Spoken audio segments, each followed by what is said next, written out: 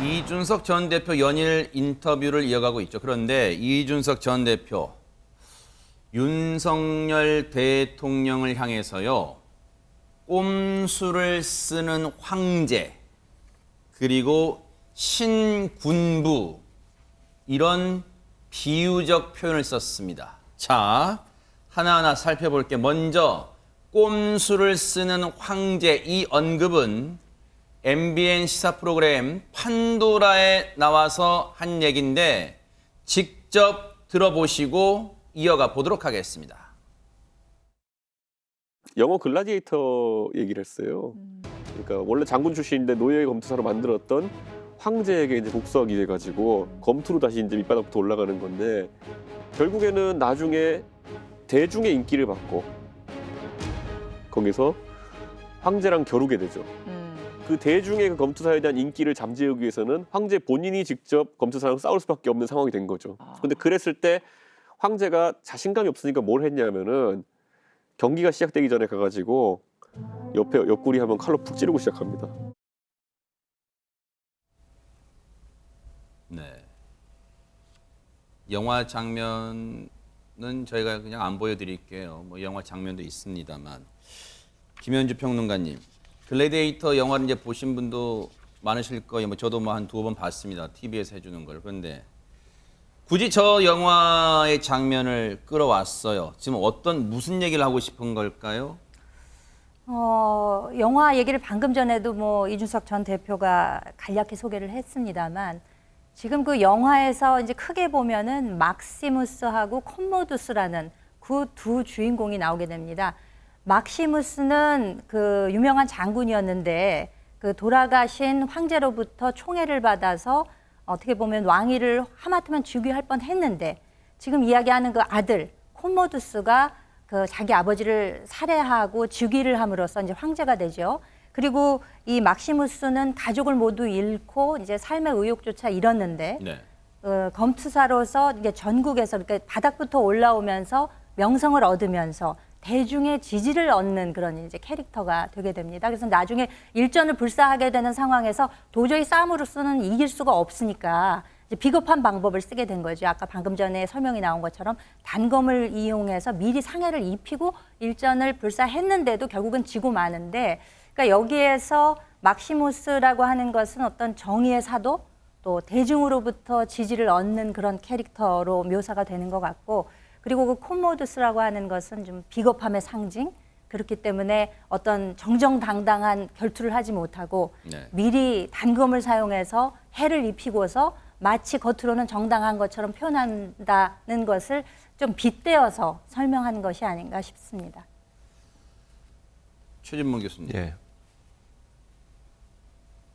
참 이준석 전 대표의 장점이라면 장점일 수는 있어요. 뭐냐면 엊그저께도 뭐 뉴스파이터가 전해드렸습니다만 자신의 SNS에 영화 알라딘에 나왔던 삽입곡 스피치리스 또 어디에 공사 붕괴 직전에 있는 정상 영업합니다 뭐 걸린 사진 어디서 기가 막히게 그런 걸 찾아온지 모르겠지만 굉장히 시의적절하게 자신의 주장을 뒷받침할 만한 소재를 갖고 오는데 지금 이 얘기는 딱 봐도 뭐예요?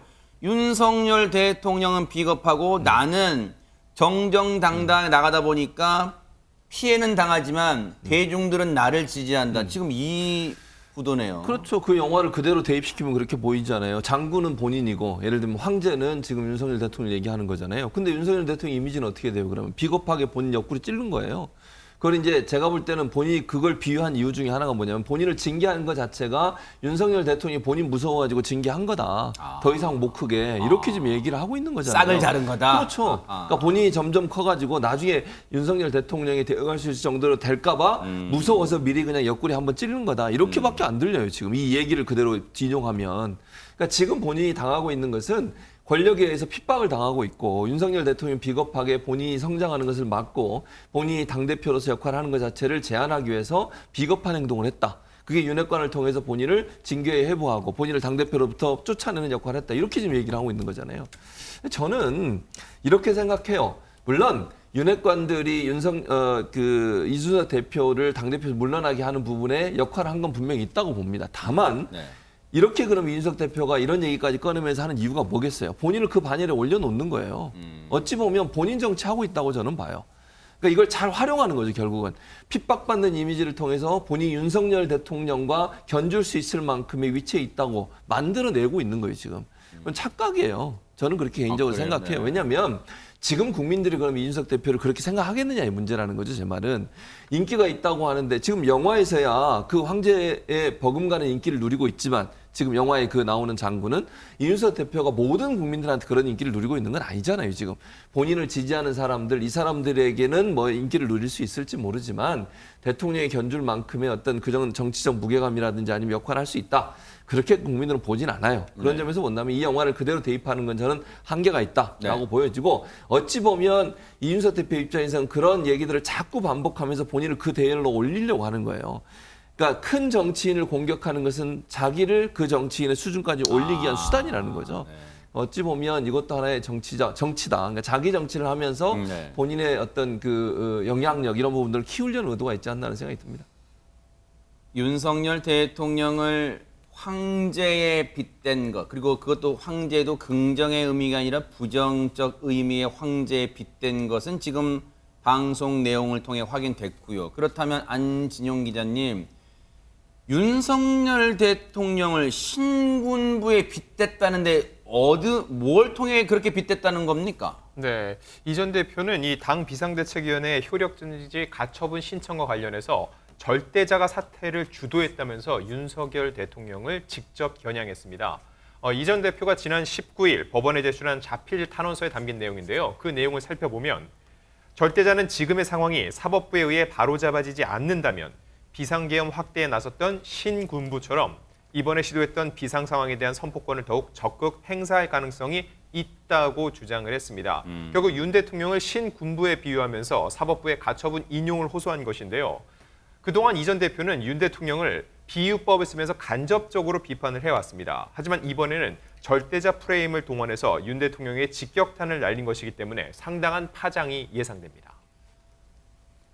자필 탄원서예요. 그리고 19일 날 제출했다는 거예요. 여러분 기억나실 거예요. 지난주 수요일 17일 날 뭐가 있었죠? 공교롭게도 윤석열 대통령 취임 100일 기자회견이 있었죠. 그리고 공교롭게도 그날 오후에 뭐가 있었죠? 오후 3시에 이준석 전 대표가 서울 남부지법에 직접 가처분 신청 신문 관련 직접 나가서 소명하러 나갔죠. 그로부터 19일이니까 이틀 뒤에 법원에 자필, 앞서 그 사진 좀 보여주세요. 저렇게 직접 자신이 쓴 자필 탄원서, 재판장님, 제가 이러이러한 심정으로, 제가 이러이러한 이유로 가처분을 신청하게 됐습니다. 라고 그런 이유 같은 걸 쭉 밝힌 거겠죠. 그럼 일단 자신 없는 황제에 이어서 신군부라는 표현까지 있었어요. 안진용 기자님. 그러면 어제 대통령실이 MBN 판도라 봤는지 모르겠습니다만, 그럼 이 자필 탄원서 내용도 지금 인터넷에 지금 시끌시끌해요. 이 뉴스가. 대통령실도 봤을 텐데 입장 나왔습니까? 그러면? 네, 이와 관련해서 김은혜 홍보수석은 대통령실이 언급을 하는 것은 부적절하다면서 말을 아꼈습니다. 그만큼 이 사안이 민감하다는 것을 느끼고 있다는 방증이라 할 수 있습니다. 네. 얘기 나온 김에 대통령실 그리고 홍보수석으로 임명되고 대변인까지 겸하고 있는 대통령실 김은혜 수석 얘기 좀 들어보시고 이어가 보도록 하겠습니다. 이준석 전 대표 자기 탄원서가 열람용으로 이제 공개가 됐는데 거기서 대통령에 대한 굉장히 이게 공격하는 단어들이 있었거든요. 절대자라는 표현 같은 게 있었는데 이렇게까지 공격을 하는 거에 대해서 대통령실은 어떻게 생각하는지. 저도 여기 브리핑장 들어오는 길에 뉴스에서 보도가 되고 있는 것을 봤습니다. 그렇지만 제가 언급하는 것은 뭐 오늘 적절하지 않을 것 같고요. 최진봉 교수님. 예. 이준석 전 대표가 긍정의 의미든 부정의 의미든 정치권 또 평론하시는 분들이 공통적으로 하는 말들은 앞서 제가 표현했습니다만 머리는 좋은 것 같아요. 그게 긍정의 의미든 부정의 의미든. 왜냐? 꼼수를 쓰는, 비겁한 수를 쓰는 황제라는 표현은 뭐 그렇다 쳐요. 영화상에 그걸 갖고 왔다 치니까. 그런데 탄원서에서 뭐라고 밝혔냐? 지금의 절대자라는 표현도 그렇습니다만 그 절대자라는 표현을 쭉 이어가면서 비상겸 확대에 나섰던 신군부. 신군부는 여러분 누가 기억나세요? 전두환, 노태우예요.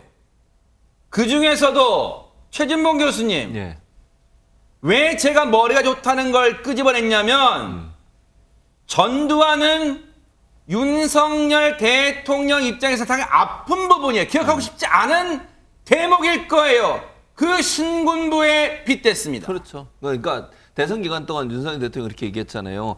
독재한 것만 빼면 전두환 대통령도 잘했다. 이 얘기해가지고 엄청난 또 논란이 돼가지고 그때 뭐 나중에 사과하고 정정하고 이런 일이 있었는데 그걸 빗대서 얘기한 거잖아요. 결국은 본인이 존경하는 전두환 대통령 이렇게 연결이 되는 거잖아요.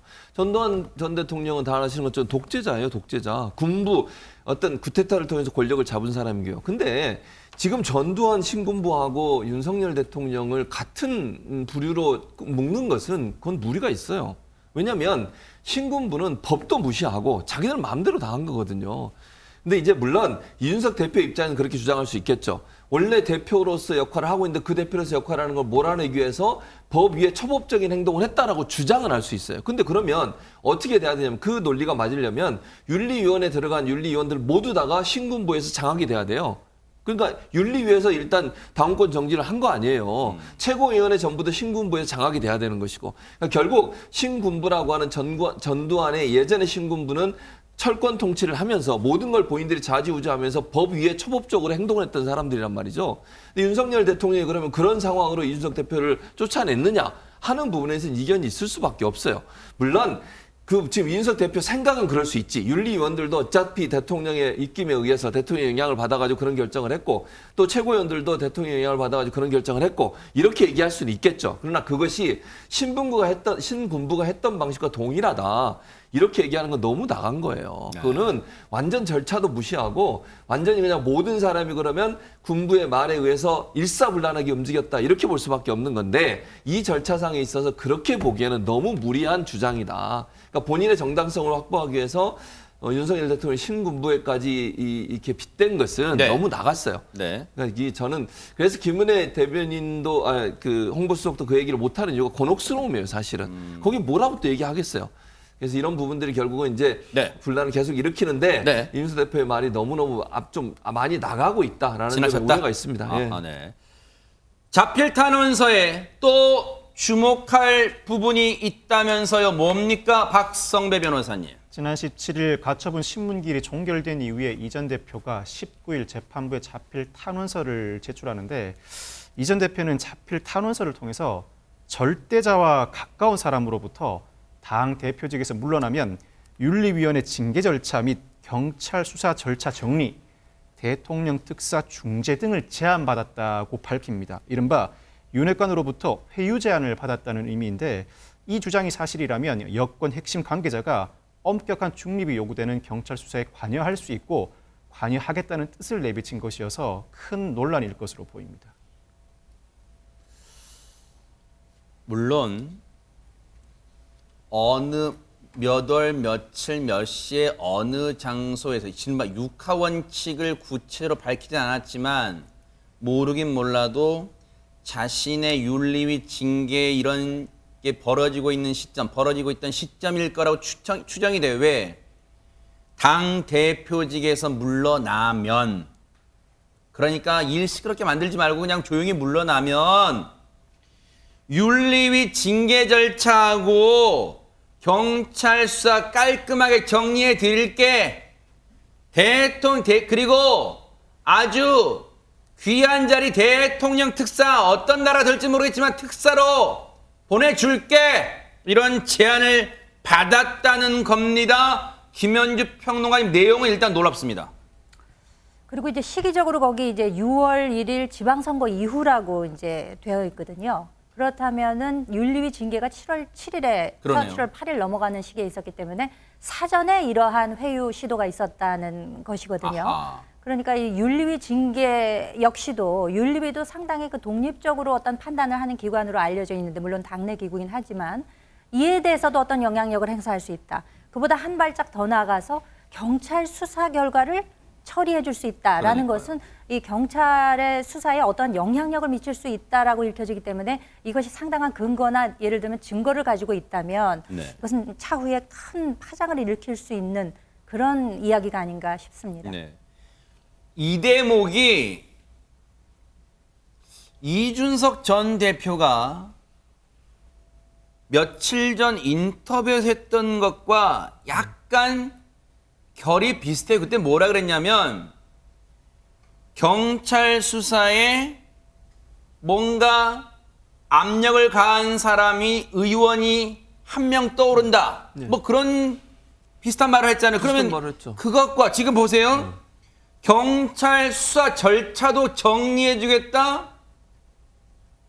이게 진짜 그런 말을 했다면 절대자와 가까운 사람으로부터 윤핵관이든 윤핵관 호소인은 둘 중에 하나라는 걸 지금 암시하는 건지 모르겠습니다만은 저 말을 했다면 정말로 누군가 했다면 앞서도 말씀드렸지만 이게 전제가 사실이라면 어마어마한 내용이에요. 그런 제안을 해왔다는 자체가. 그런데 일단은 안진용 기자님 너무 내용이 어마어마하다 보니까 저희가 사진으로 쭉 보여드렸으면 여러 장이 뭐 자필 탄원서가 한 장이 아니라 제가 얼핏 봐서 한 서너 장 되더라고요. 그런데 이거 진짜 이준석 전 대표가 썼을까 궁금해하시는 분도 계실 것 같아요. 예, 이게 이 필체를 보면은 좀 악필이다 이런 반응도 있는데 네. 통상적으로 자필로 무언가 쓸 때는요.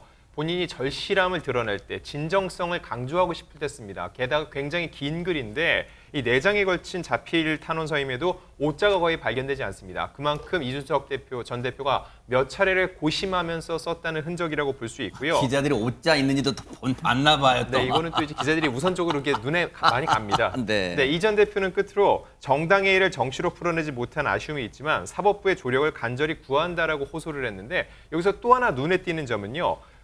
국민의힘이 비대위 체제로 전환된 후에는요. 이준석 전 대표라는 표기를 많이 쓰는데 맨 마지막에 이준석 전 대표는 국민의힘 당대표 이준석 올림이라고 썼습니다. 본인의 의지를 보다 강하게 어필하는 그런 문구라고 생각이 듭니다. 그러네요. 2022년 8월 19일 국민의힘 당대표 이준석 올림 이렇게 마무리를 하고 있네요. 자신이 여전히 당대표라는 항변입니다. 그런데 이 대목에서 궁금합니다. 그러면 저 자필 탄원, 자필이니까 이준석 전 대표가 썼다는 거잖아요. 그러면 이게 언론에 공개된 거 이준석 전 대표가 공개한 거예요, 박성배 변호사님? 이 전 대표는 재판부에 제출한 자필 탄원서가 유출된 데 대해서 국민의힘 측이 셀프 유출한 것이라고 주장하고 있습니다. 현재 형사사건이 아닌 민사사건의 경우에는 대부분 전자소송으로 소송이 진행됩니다. 따라서 서류도 이 법원 전자소송 홈페이지에 제출하게 되는데 제출된 서류는 제출한 당사자뿐만 아니라 상대방도 열람해 볼 수 있습니다. 다만 이미 법원 전자소송 홈페이지에 제출된 서류는 열람용이라는 표시가 기재되게 되어 있습니다. 현재 언론에 보도되고 있는 자필 탄원서를 자세히 보시면 이 표지 중간 부분에 열람용이라는 글자가 흐릿하게 기재가 되어 있습니다. 그래요? 즉 이 자필 탄원서는 누군가 개인이 보관하고 있는 서류가 아니라 이미 법원에 즉 법원 전자소송 홈페이지에 제출된 자료라는 의미입니다. 이를 두고 이 전 대표 국민의힘 측 대리인이 열람 가능하다. 이걸 캡처해서 본인들이 유출하지 않은 것처럼 언론인들에게 돌리고 있다고 주장하고 있습니다. 또한 자신의 탄원 소속 표현으로 인해서 국민의힘 내부가 격양됐다는 기사를 공유하면서 셀프 유출해놓고 셀프 격양하는 걸 보니까 가처분 결과에 부담이 많이 가는가 봅니다. 라는 글을 올리기도 했습니다. 여러분 혹시 주민센터에서 뭐 등본이나 이런 거 떼보면 글자 지난 글자 이 아래로 흐릿하게 뭐가 새겨져 있거나 한 건 그걸 워터마크라고 이제 하잖아요. 지금 이 법원의 이 문서도 흐릿하게 보면 워터마크식으로 열람용 쓰여져 있는데 바로 그걸 이준석 전 대표는 캐치를 한 거예요. 잡아낸 거예요. 그래서 열람용 봐라.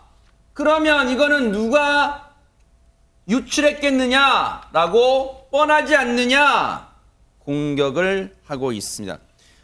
자필 탄원서 내용을 보면요. 이준석 전 대표가 또 이 사람들을 향해 공격을 하고 있습니다. 누굽니까? 김현주 평론가님.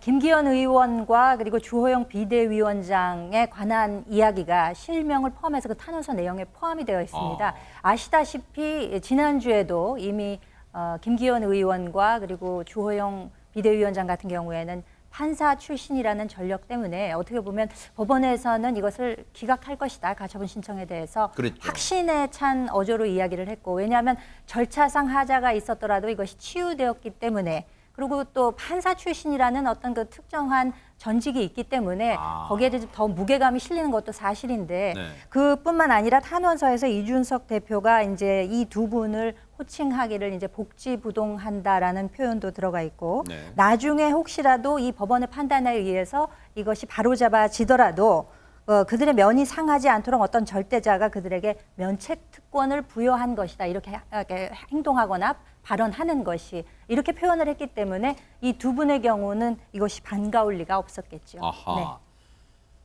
자필 탄원서까지 언론에 공개된 걸 보고 주호영 비대위원장이 한마디 했습니다. 한번 들어보시고 이어가 보도록 하겠습니다.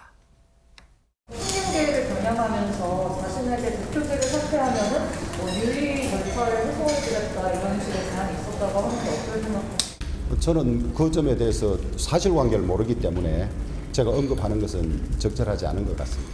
탄원서에 위원장님의 이름이 거론되면서 법원의 건의에 부정한다라고 했습니다. 이거에 대해서 이준석 대표가 독재자가 된 것 같아요. 본인 생각으로 전부 재단하고 그러는데 언론이 가처분에 대해서 어떻게 생각하느냐 한 데 대한 제 대답이었습니다. 우리 법률지원단 검토 보고와 내 그거에 비춰보니까 우리 절차에 하자가 없다. 기각될 걸로 믿는다. 이게 무슨 법원의 건의에 대한 도전입니까? 기가 차다, 어이가 없다 그런 반응을 넘어서 이준석 전 대표가 독재자가 된 것 같다. 말이 지금 다 격해지고 있어요.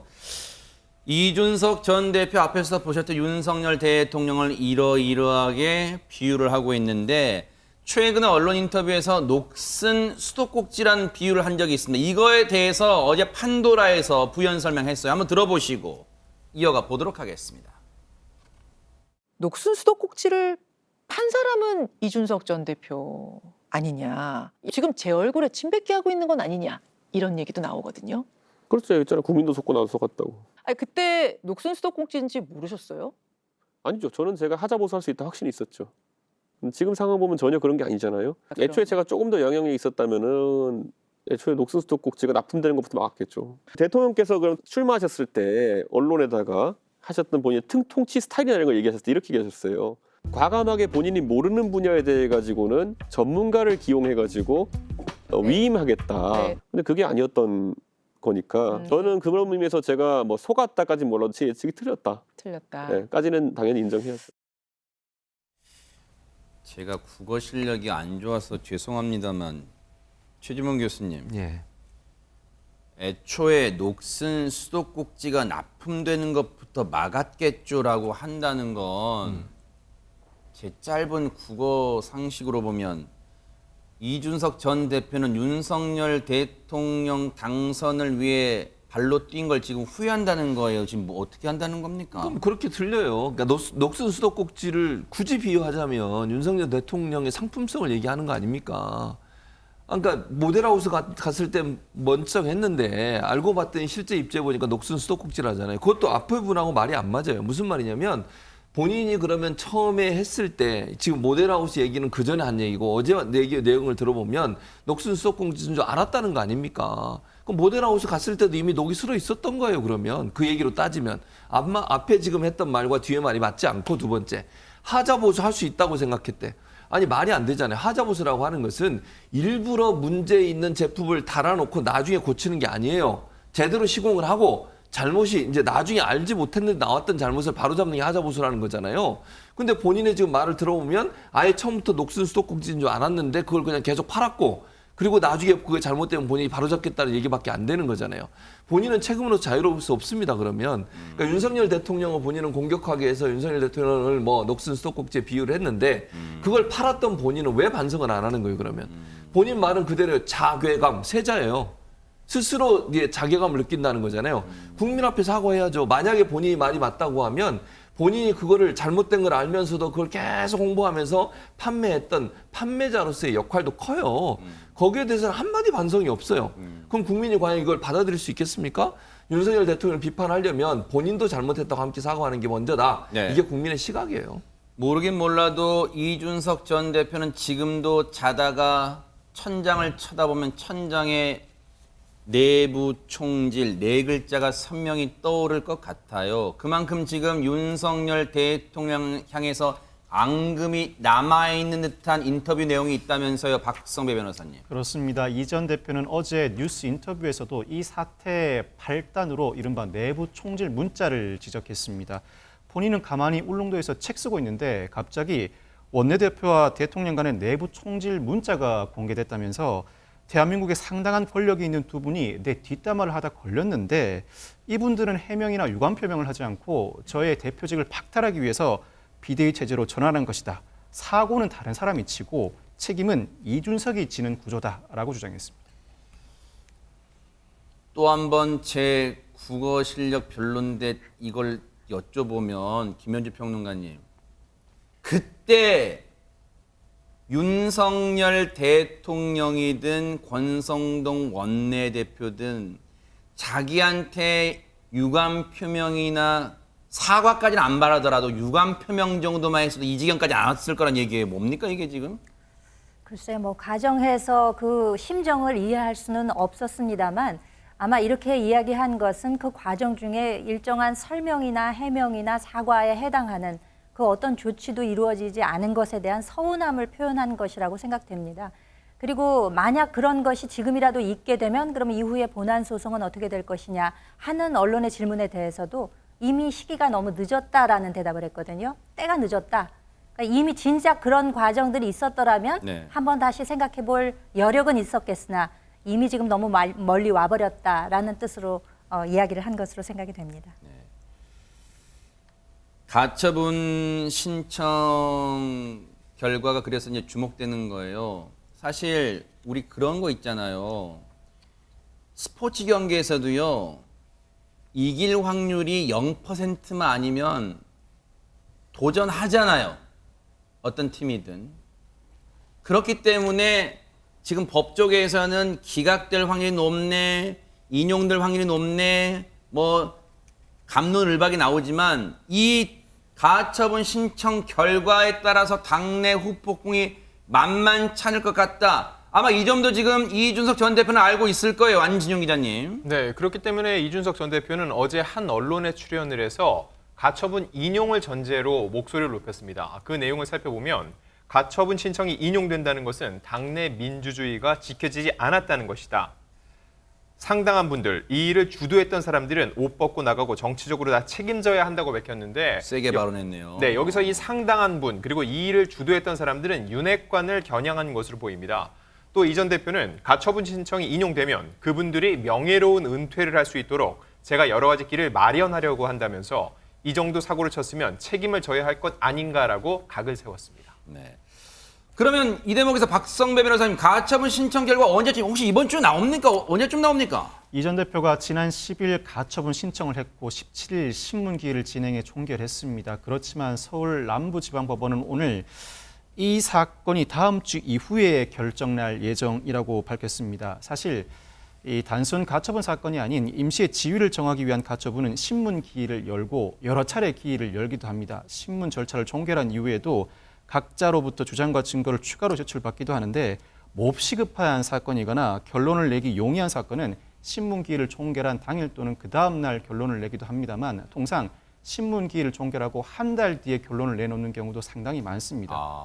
법원 입장에서 보면 이례적인 절차 진행은 아니라고 할 수 있습니다. 아, 그렇군요. 이런 가운데 이준석 전 대표를 향해서 영상 편지를 띄운 사람이 있습니다. 혹시 하트 뿅뿅 나오는 그런 내용일까요? 한번 들어보시고 이어가 보도록 하겠습니다. 이준석 전 대표가 이제까지 성공해왔던 방식이 있습니다. 체급이 높은 정치인들에게 공격하고 비판하면서 제가 지금 한 이틀 동안 그거 벤치마킹 그대로 하고 있거든요. 그런데 이 방식으로 성공했으나 당대표급 지도자가 된 이후에는 과거 성공의 방식을 좀 바꿀 필요가 있다고 진심 어리게 조언드리고 싶습니다. 독수리가 그 막 불이 다 갈아버려야 다시 날 수 있는 것처럼. 그래 예찬아, 지금까지 오랜 기간 자료 화면 속에서 남을 보면서 비판하는 직업을 하던 너에게 최근 네 얼굴이 자료 화면으로 나오고 그렇게 비판의 대상이 되는 경험이라는 것이 참 새로운 경험일 것인데 그걸 잘 이겨내서 훌륭한 사람이 되기를 바란다. 잘 될진 모르겠다. 최재문 교수님, 우리 네. 판도라가 TV는 사랑을 싣고 역할을 해줬네요. 그러니까요. 네. 서로가 서로에게 뭐 메시지를 던지는 건데 참 안타까워요. 청년 정치인들이 이렇게 양쪽으로 갈라져서 저렇게 공격하고 한때는 함께 또 일을 했던 분들인데 저런 모습을 보이는 것이 좀 안타까운데 뭐 이제 제가 볼 때는 서로가 서로에게 그 조언을 하는 거잖아요. 그러니까 장유찬 지금 이제 이사장이죠. 청년대단 이사장 같은 경우에는 이준석을 벤치마킹해서 이준석을 공격한다는 거잖아요. 그 말은 다시 말하면 형이 잘못했어라는 얘기예요. 그렇게 당해봐라 이거 아니에요. 이준석 전 대표가 했던 그 방식으로 많은 사람이 당했는데 내가 그 방식으로 지금 공격을 하니까 한번 본인도 당해보세요. 이 얘기예요 결국은.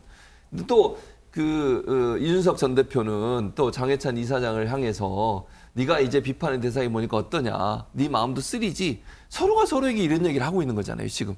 이게 조언인지 아니면 무슨 뭐 뼈 있는 농담인 것인지 네. 좀 안타까워요. 보는 국민들 입장에서 상당히 좀 피로감이 쌓이는 부분이고요. 네. 그래서 이거는 정치가 서로를 공격하는 거 물론 그럴 수 있지만 그거보다는 정말 우리 국민을 잘 살게 하고 정치가 우리나라의 발전을 위해서 어떤 도움을 줄지 하는 부분에 대한 네. 그런 평론들이 이루어졌으면 좋겠는데 저는 대립의 과정으로 가서 좀 안타깝습니다. 여러분들이 감 잡으셨겠지만 평소 이 둘은 형동생 하는 사이입니다. 이준석 전 대표가 몇 살 형이고요. 그런데 이랬던 두 사람이 최근에 급격하게 금이 가기 시작한 것은 여러분 아시죠? 들어보셨죠? 여의도 2시 청년 이 표현을 넣고 금이 급격하게 갔습니다. 오늘도 이러한 표현, 이런 얘기가 나왔는데 한번 들어보시고 이어가 보도록 하겠습니다. 제가 여의도 2시 청년이란 말은 상당히 순화한 것이고요. 이걸 직설적으로 표현하면 엄카 정치인이죠. 엄카 정치인이 뭐예요? 엄마 카드로 정치하는 정치인들인 거죠. 이 엄카로 정치하는 일종의 문화가 과연 이 동년대 청년들의 공감을 살 수 있는가? 네, 저는 뭐 이런 한 장 상속이나 증여받은 적이 없습니다. 이준석 전 대표는 엄카 정치인이에요? 아니 이준석 전 대표는 그래도 본인이 비트코인도 잘하고 방송도 열심히 했고 나름의 어떤 지형을 보여줬죠. 오히려 이 전 대표가 뿌렸던 씨앗을 그 이 전 대표를 따르는 사람들이 제대로 흡수하지 못하고 있는 것 같아요. 써먹어야겠어요. 엄카 정치인 이런 뜻이군요. 써먹어야겠습니다. 김현주 평론가님. 글쎄요, 뭐 지금 그 2시 청년 정치인, 뭐 또 그에 상응해서 10시 청년 정치인, 뭐 이런 이야기들이 0시 청년 이런 이야기들이 나오고 있는데 저는 그렇게 생각합니다. 10시든 2시든 아직 저녁 되려면 멀었어요. 젊은 정치인들은 앞으로 정치할 날이 많이 남아 있습니다. 지금부터 저렇게 갈등하는 양상을 굳이 연출하는 것이 그 누구에게 득이 될 것이냐. 그리고 또 우리 그 일반 시민 여러분들도 청년 정치인들에 대해서 거는 기대가 있거든요. 이제 새롭게 정말 기성세대만 정치하는 것이 아니라 네. 젊은이들도 나와서 저렇게 미래 비전을 제시하고 네. 앞으로 나아갈 수 있겠구나. 이런 사람이라면 지지해줘야 되겠구나. 이런 생각이 들게끔 해야 되는데 네. 과연 지금 저렇게 서로를 헐뜯는 것이 누구에게 도움이 되는 것인가. 국민께 피로감만 전달하는 것이 아닌가 하는 생각에 무척 안타까운 마음이 듭니다. 근데 여기서 한 가지 궁금한 대목이 있습니다. 최재문 교수님. 예. 이준석 전 대표 스타일은 누가 자신에 대해서 공격을 하거나 자기의 뜻과 또는 원칙과 맞지 않는 발언을 한 사람은 즉각 SNS 등을 통해서 공격을 하잖아요. 그런데 앞서 어제 방영됐던 판도라는 지난주 토요일 날 녹화됐던 거니까 그러다 치더라도 오늘 장해찬 청년재단 이사장이 말한 이 내용에 대해서는 엄카 정치인 여기에 대해서 혹시 뭐 반격한 그런 거 없어요? 아직까지 없어요. 근데 그럼 왜 그럴까 네. 궁금하시잖아요. 제가 볼 땐 이래요. 이 정치도 물론 뭐 정치가 나이에 의해서 좌지우지 되는 건 아니지만 항상 불리한 사람이 누군지 아세요? 오래 한 사람, 나이 많은 분이에요. 예를 들면 생각해 볼게요. 이준석 전 대표가 지금까지 계속 날 세워서 공격했던 분들보다 본인보다 다 나이가 많으신 분들이에요. 네. 그렇게 싸우면 누가 불리한 줄 아세요? 대체적으로 나이 많은 분이 불리해요. 그러니까 지금 보세요. 이준석 대표하고 예전에 계속 싸우고 막 공격하고 그다음에 뭐 꼰대 정치다 이러면서 막 공격하고 이러면서 그분들이 다 조용해져 버렸어요. 근데 지금 반대가 된 거예요. 네. 장해찬 이사장이 이준석 대표 나이가 어려요. 제가 물론 나이 얘기를 자꾸 하는 이유는 기본적으로 우리 이제 정서상 나이 많은 사람과 나이 어린 사람이 싸우게 되면 기본적으로 나이 많은 사람이 일정 부분 좀 손해보는 경향이 있어요. 정치에서도 그런 부분이 분명히 있고요. 선수가 많은 분과 선수가 낮은 분이 싸우게 되면 오래 하신 분이 더 불리한 입장에 가게 돼요. 그러면 피하게 되는 거거든요. 그러니까 윤석 대표 입장에서도 장해찬 이사장과 이렇게 싸우는 것이 본인한테 도움이 안 된다고 판단했을 거예요. 그래서 아마 본인보다 나이가 많고 오랫동안 정치하시고 권력이 있다고 생각하는 분들한테는 적극적으로 반발하고 네. 공격을 하지만 본인보다 나이 어린 후배인 장해찬 이사장에 대해서는 조금 지금은 숨고르기에 들어간 게 아닌가 이렇게 보여집니다. 네. 뭐 비슷할지는 모르겠습니다만은 정진석 부의장이 맞아요. 싸우다가 한 그랬었죠. 발 빼는 모습도 네. 그런 결일 수는 있겠습니다. 그런 결이라고 봐요, 저는. 예. 근데 이 여의도 도시 청년 용어를 사실 누가 먼저 했냐 이런 것 가지고도 좀 이렇게 티격태격 하나 봐요. 이거 뭐 자랑거리입니까? 어떻습니까? 이재원 대표는 여의도 도시청년 용어 자체를 내가 만들었다. 오후 2시에 회의를 잡지 말자고 만든 용어다라고 주장하는 반면에 이 장해찬 이사장은 당을 위해 헌신하는 청년들을 여의도 도시청년이라고 비하하더라. 그래서 그 말을 그대로 돌려드리는 것이다라고 주장하고 있습니다. 사실 이 전 대표는 2030 청년 세대를 대표하고 그 표심을 끌어올 수 있다는 기대하에 당 대표에 올라섰습니다. 네. 또한 장해찬 이사장도 청년 세대의 보다 나은 삶을 위해 일해야 할 직책에 있는데 저는 2030 청년 세대가 아니지만 그들도 당 내부의 역학관계는 별 관심이 없을 것 같습니다. 다만 우리들의 의사가 정치에 반영되고 그를 통해 보다 나은 삶을 영위하길 바랄 뿐일 것 같습니다. 박성배 변호사님 겸손하십니다. 외모는 2030처럼 보이십니다. 네. 그 고언을 지금 정치권들이 잘 새겨야 될 것 같습니다.